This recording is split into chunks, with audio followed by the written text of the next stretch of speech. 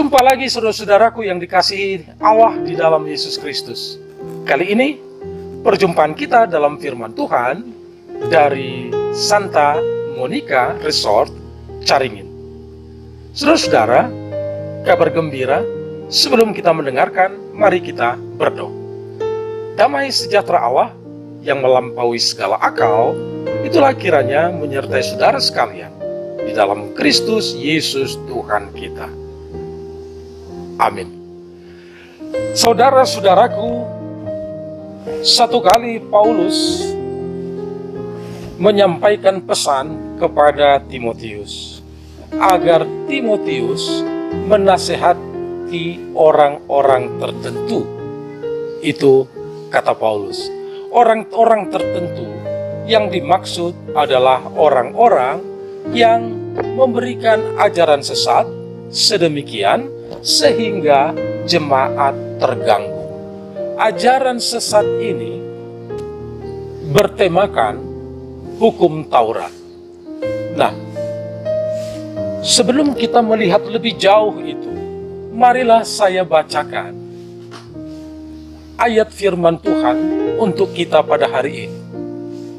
Dari 1 Timotius 1 ayat 5, Paulus berkata, tujuan nasihat itu ialah kasih yang timbul dari hati yang suci, dari hati nurani yang murni, dan dari iman yang tulus ikhlas.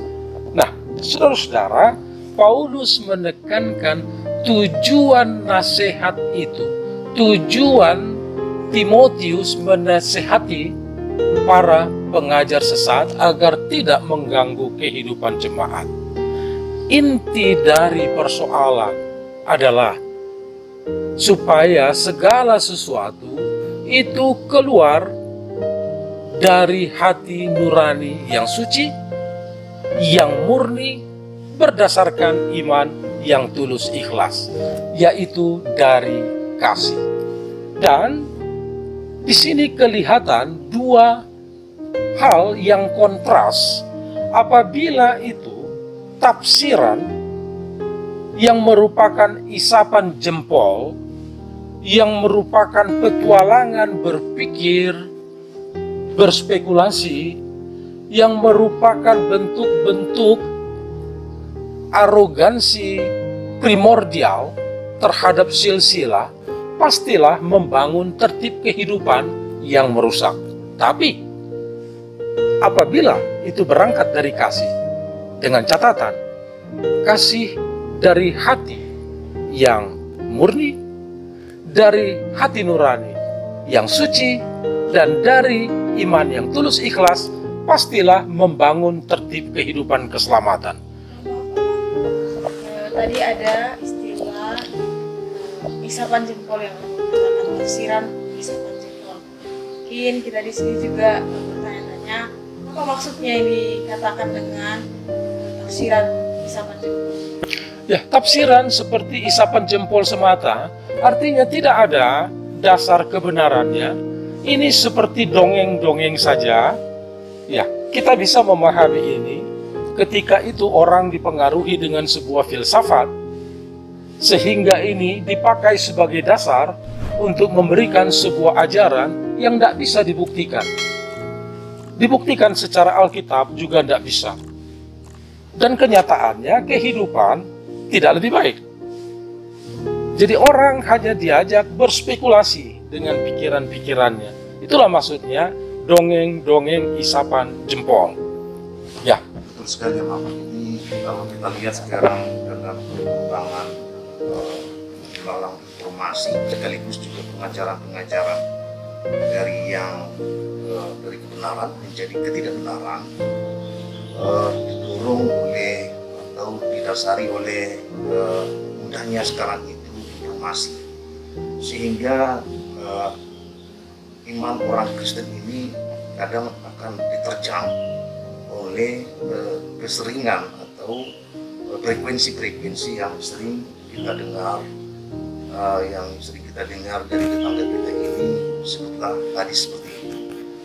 Padahal hadis ini kan dia menceritakan dongeng-dongeng yang katanya kalau kita baca di dalam keterangan mereka itu kan, jadi kami terima informasi atau ini dari ini oleh ini dari ini menjadi sesuatu yang dikabulkan. Nah, ketika kita compare kepada Alkitab, Paulus mengatakan di sini menasihati dengan iman dan kasih, dan tujuannya menjadi sesuatu yang seperti yang dikatakan tadi, tulus ikhlas dan membangun iman. Dan memang betul lah, seperti yang kita lihat sekarang ini, ketika pembicara Kristen memberikan khotbah atau sebuah pembicaraan, dia akan mengandung unsur kesejukan, mengundang, menghimbau supaya ada damai sejahtera untuk seluruh yang mendengar. Berbanding terbalik juga menjadi yang kita dengar dari sahabat-sahabat kita ini yang terus menggaungkan perang, kebencian, dan katakan gigi yang menjadi sesuatu yang kadang-kadang menakutkan kita, dan yang imannya yang sedikit lemah menjadi pertanyaan mana sesungguhnya sebenarnya. Untuk itu sangat betul yang disampaikan Amal tadi itu, bahwa pembelajaran ini menjadi sesuatu yang harus kita gaungkan terus, juga daya tangkal kita pada ajaran-ajaran yang senantiasa terus meluas. Mudahnya informasi. Ya, saudara-saudara, saya di sini memang bersama-sama dengan calon pendeta Ririn Pakpahan, juga calon pendeta Iren Sihotang, pendeta Ermi Silalahi, pendeta Halina Nababan, Sintua Birtasoid, dan Sintua A. Simanungkali. Poin penting yang disampaikan, ya, ajaran-ajaran yang mengganggu jemaat pada saat itu tentu konteksnya sangat berbeda dengan kita. Walaupun tidak menutup kemungkinan, dan memang kenyataannya, apalagi di era media sosial dengan teknologi komunikasi yang canggih, informasi itu semakin cepat dan semakin banyak kita tangkap, termasuk informasi hal-hal yang tidak seperti yang kita imani, dan ini bisa menjadi mengganggu. Ya, untuk kali ini saya mau sampaikan dari perspektif yang lain dulu sebelum kita masuk dari substansi ini. Dari perspektif yang lain, kita harus melihat perkembangan itu sebagai ajaran, walaupun itu berbeda dengan yang kita imani. Kita lihatlah itu sebagai sebuah kesempatan untuk menguji apa yang kita imani di dalam kenyataan real kehidupan, apakah itu jalan atau tidak. Yang kedua, kita juga harus melihat sikap-sikap pandangan-pandangan orang yang berbeda, itu juga bagian dari imannya, sama seperti kita bagi mereka, dengan pemahaman iman kita yang berbeda seperti yang mereka harapkan. Ini semua hal yang wajar-wajar saja. Tapi ada hal penting, sama seperti ketika Paulus katakan di sini. Paulus meneruskan kepada Timotius untuk menasihati karena itu sudah mengganggu. Dan apabila itu berangkat dari kasih, kasih itu dari hati yang suci, dari hati nurani yang murni, dan dari iman yang tulus ikhlas, tentu dia akan membangun tertib kehidupan keselamatan. Artinya tertib kehidupan yang dibangun oleh orang-orang yang diselamatkan oleh Tuhan, yang hidup dari kasih, yang hatinya suci, yang hatinya murni, dan tindakannya berdasarkan iman yang tulus ikhlas, sehingga terbangun sebuah tertib kehidupan masyarakat yang baik. Dan pertanyaannya, apakah ada ajaran yang akan merusak tertib kehidupan bersama? Menurut saya, setiap agama, dalam hal ini orang bisa mengkritisi pernyataan saya. Setiap agama, hampir semualah katakan, selalu memberikan ajaran yang membangun kehidupan bersama. Tetapi setiap agama juga belum tentu satu pemahaman terhadap agamanya. Sehingga ada saja kelompok dari dalam yang berbeda, yang menurut sebagian besar menjadi ekstrim, sehingga menjadi mengganggu. Katakanlah untuk agama kita, agama Kristen, saya tidak berani mengatakan bahwa semua hidup dalam kasih. Tapi ada aja bagian-bagian parsial, kelompok-kelompok sempalan yang punya pandangan berbeda, yang akhirnya menggelisahkan secara internal dan pastilah secara eksternal untuk bersama-sama membangun masyarakat itu menjadi berbeda. Jadi ini kita lihat seperti yang dikatakan Abang Utasoi tadi, sebetulnya bukan untuk mendiskreditkan, supaya kita lihat juga itu sebagai sebuah realita dan kesempatan untuk menguji iman kita itu. Apakah dia berfungsi? Apakah dia bisa berbuah dalam konteks yang pluralis? Pada saat itu, tanggapan orang dengan ajaran yang berbeda di sini tentu bisa kita lihat sebagai sebuah atmosfer pluralis. Tapi persoalannya bahwa itu ada di dalam, memberi ajaran dan mengganggu ke dalam dengan tema yang sama dari dalam. Nah, ini mungkin kritik terhadap yang satu komunitas, bukan kritik terhadap yang di luar komunitas. Itu maksudnya. Jadi sangat menarik. Nah, kembali saya lanjutkan tadi, ukurannya akhirnya adalah tertib kehidupan. Nah, ini menjadi pertanyaan kritis buat kita, sama seperti yang dikatakan di sini oleh Paulus. Hukum Taurat, karena itu tema perdebatan dengan tafsiran yang berbeda-beda. Hukum Taurat itu sangat baik kalau tepat penggunaan.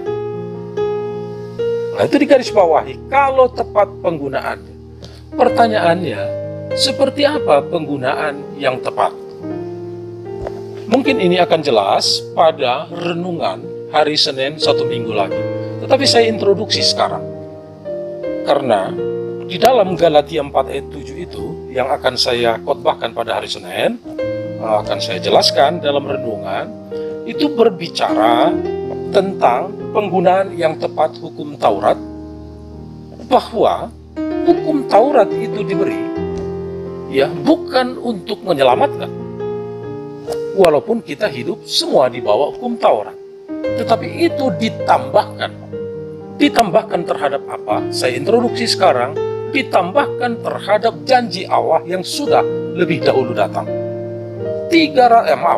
430 tahun setelah janji Allah kepada Abraham, hukum Taurat diberikan, ditambahkan, dan di dalam janji itu mengarah kepada kepenuhan janji di dalam Yesus Kristus. Dan oleh karena itu, saudara-saudara, bagaimana konsekuensinya fungsi hukum Taurat bagi kita?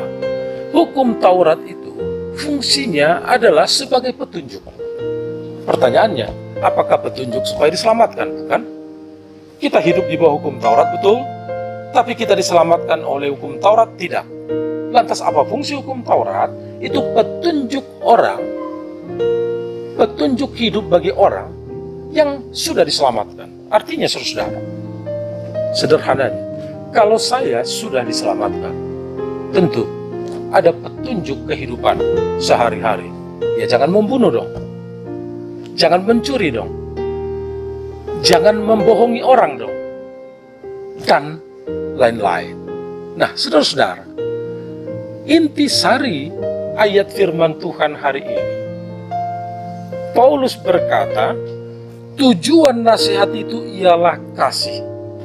Karena saya tidak membunuh, tidak berdusta, tidak mencuri, tidak berzina, itu karena saya mengasihi orang lain. Nah, itu menjadi petunjuk kehidupan bagi saya, orang yang sudah diselamatkan, akhirnya roh bekerja, diberi hati yang suci, diberi hati nurani yang murni, dengan iman yang tulus ikhlas, saya melakukan tidak membunuh, bukan sekedar dilarang membunuh, tapi karena saya, dari iman saya, dari nurani yang suci, mengasihi orang, sehingga tidak mungkin saya membunuh. Nah, begitu saudara-saudara maksud dari Paulus. Itu sebabnya dia katakan tujuannya adalah. Nah, saudara-saudaraku, penggunaan yang tepat hukum Taurat ini sangat penting. Ini akhirnya menjadi sebuah pertanyaan kritis. Artinya, kita secara pribadi perlu mengkritisi diri, bertanya, apakah saya tidak membunuh itu karena larangan? Atau memang sudah dorongan yang kuat, tidak mungkin saya membunuh. Kemudian hukum Taurat kasih petunjuknya, jangan membunuh. Nah, yang kedua, contoh, apakah saya tidak mencuri karena larangan? Saya kira terlepas dari agama apapun, sejak zaman bahla orang sudah dilarang mencuri, sudah dilarang membunuh, terlepas agamanya apapun.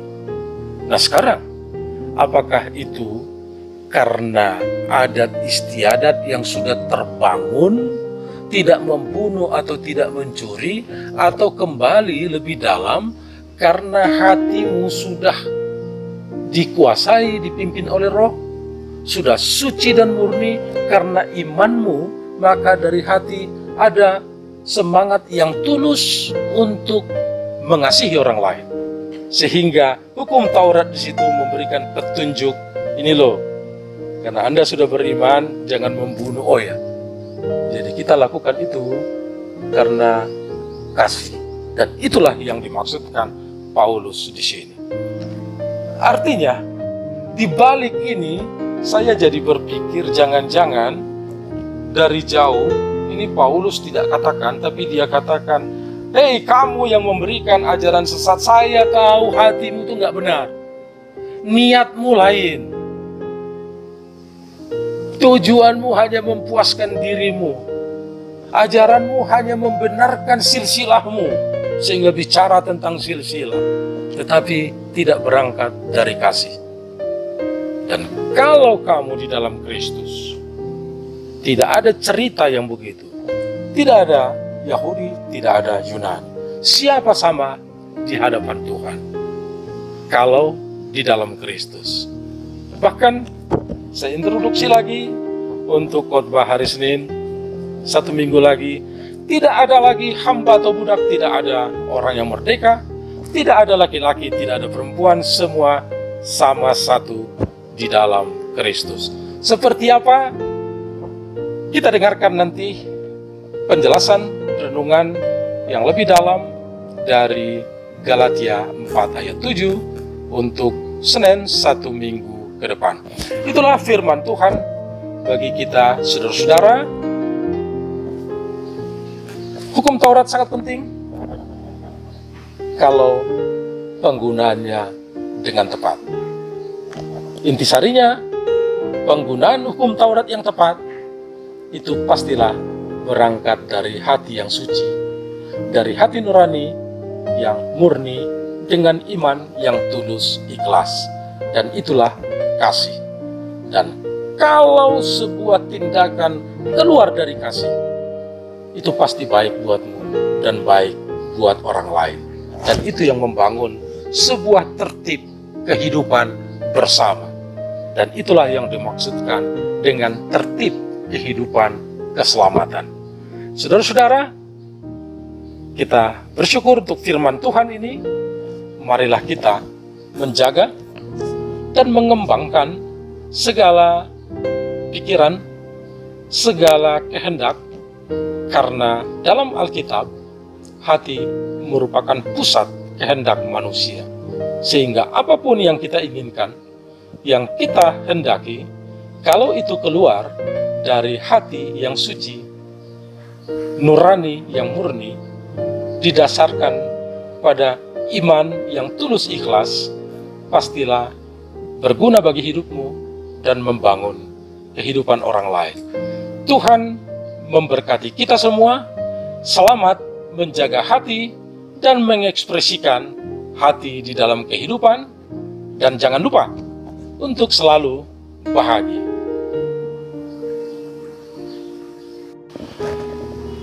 Mengakhiri, saudara-saudara, marilah kita berdoa. Bapa kami yang di sorga, kami bersyukur kepadamu. Karena firman-Mu selalu mengingatkan, mengajarkan, dan memotivasi kami untuk hidup lebih baik. Hidup lebih baik didasarkan kepada iman kepadamu. Hidup lebih baik keluar terekspresi dari hati yang suci, nurani yang murni, dan iman yang tulus ikhlas. Hidup di dalam kasih. Terpuji Engkau Bapa di dalam Yesus Kristus. Amin.